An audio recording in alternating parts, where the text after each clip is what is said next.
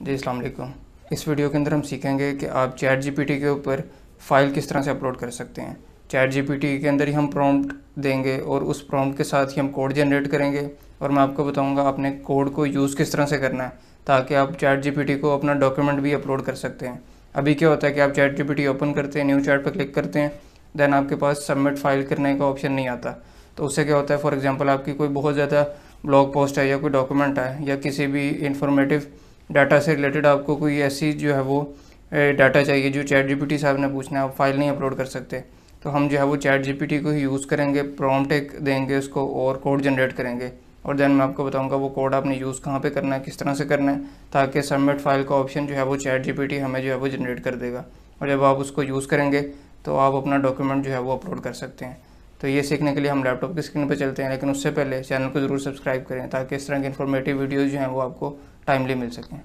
जी, सबसे पहले तो आप चैट जीपीटी ओपन कर लेंगे। अगर आपके पास पहले से चैट जीपीटी का अकाउंट नहीं है तो आपको जो है वो लिंक डिस्क्रिप्शन में और इसके अलावा ऊपर आपको कार्ड में भी लिंक मिल जाएगा कि जहाँ से आप देख सकते हैं कि चैट जीपीटी का अकाउंट आपने बेसिकली क्रिएट किस तरह से करना है। सिंपल स्टेप्स हैं, उसके बाद लॉगिन करेंगे तो आपके पास इस तरह से स्क्रीन ओपन होगी चैट जीपीटी की। अब हमने प्रॉम्प्ट देनी है चैट जीपीटी को ही कि जिसके अंदर हम एक बटन जनरेट करवाएंगे सबमिट फाइल का और उसको हम देन यूज़ कर सकते हैं अपनी फ़ाइल सबमिट करने के लिए। तो मैंने जो है प्रॉम्प्ट पहले से लिखी हुई है और ये जो है मेरे पास प्रॉम्प्ट है। अब मैं आपको थोड़ा सा ब्रीफली इसका बता देता हूँ कि जिसके अंदर ये है कि generate a JavaScript that creates a button with the text submit file and insert it into the DOM before an element. कि ये जो एक स्क्रिप्ट होगा ये जनरेट होगा जिसके अंदर सबमिट फाइल का बटन आएगा। फिर आगे हमने इसको क्लास दी है, नो बॉर्डर है। इसके अलावा ये डोम में जो है वो इंसर्ट हो सकता है और इसके अंदर एक प्रोग्रेस बार भी होगी। जब आप फाइल सबमिट करेंगे जैसे वो रीड करेगा उसकी एक प्रोग्रेस बार बन रही होगी और नीचे हमने एक जावास्क्रिप्ट का फंक्शन यूज़ किया है जो उसको डिफरेंट जो है वो पार्ट्स के अंदर फाइल को रीड करेगा। इसके अलावा जो यहाँ पे एक्सटेंशन एक्सेप्ट हो सकती है वो यहाँ पे टेक्स्ट फाइल हो सकती है, पीडीएफ फाइल या document file, for example CSS file भी हो सकती है। अब इसके अंदर आप अपनी जो है वो रिक्वायरमेंट के अकॉर्डिंग जो है वो चेंज कर सकते हैं। अगर आप इसके अंदर HTML फाइल, पाइथन की फ़ाइल, जावास्क्रिप्ट फाइल्स अपलोड करना चाहते हैं तो वो भी आप इसके अंदर कर सकते हैं, यहाँ से आप चेंज कर सकते हैं। तो ये प्रॉम्प्ट है, इसको मैं कॉपी कर लेता हूँ और इस प्रॉम्प्ट को कॉपी करने के बाद जो है हम इसको चैट जीपीटी पर डालते हैं। अब मैं वापस चैट जीपीटी ऐप पे आया और ये मैंने प्रॉम्प्ट जो है वो इसको दे दी है। अब हम देखते हैं इसका क्या रिस्पॉन्स आता है और उस कोड को हम यूज़ कैसे कर सकते हैं और अपनी फाइल चैट जीपीटी पे सबमिट कैसे कर सकते हैं। जी, आप देख सकते हैं कि अब ये चैट जीपीटी ने कोड जनरेट किया है और उसके बाद लिखा आ रहा है please make sure to include this script in an HTML file और execute it within the context of web page. अब हमने क्या करना है कि हमने चैट जीपीटी पे फाइल अपलोड करनी है, तो उसके लिए हम जो है वो अपनी तरफ से कोई फ़ाइल नहीं क्रिएट कर सकते। तो इसके लिए हम करेंगे क्या, आपने ये कोड कर लेना है कॉपी। जितना भी कोड यहाँ पे जनरेट हुआ है इसको मैं यहाँ से करूँगा कॉपी और आपने राइट क्लिक करके इंस्पेक्ट के ऊपर क्लिक करना है।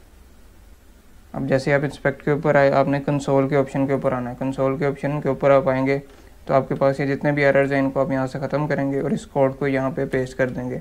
अब इस कोड को आपने जब पेस्ट किया और एंटर किया तो अब आप देख सकते हैं इसको क्लोज़ करके कि आपके पास सबमिट फाइल का बटन आ गया।